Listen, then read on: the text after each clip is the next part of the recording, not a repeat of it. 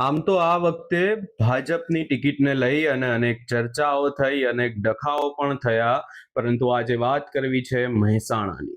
મહેસાણા ભાજપ કાર્યાલયમાં છેલ્લા 28 વર્ષથી નિષ્ઠાપૂર્વક પટ્ટાવાળા તરીકે ફરજ બજાવતા રમેશભાઈ ભીલને હવે ટિકિટ આપવામાં આવી છે. વોર્ડ નંબર 13માંથી આ ટિકિટ આપવામાં આવી છે અને ત્યારબાદ આખી બાબતને લઈને રમેશભાઈએ શું કહ્યું એ સાંભળીએ. આવી જ અપડેટ માટે અમારી ચેનલ નિર્ભય ન્યૂઝને લાઇક, શેર અને સબસ્ક્રાઇબ જરૂરથી કરજો.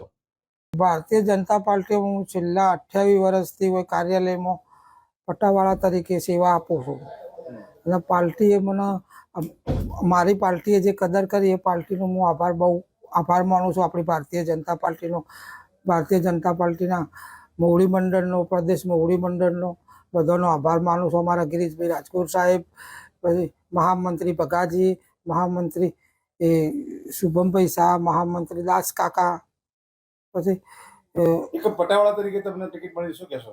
પટ્ટાવાળા તરીકે મને ટિકિટ મળી એમાં મને પાર્ટીએ મારું બહુ સન્માન કર્યું, મારી બહુ ગણના કરી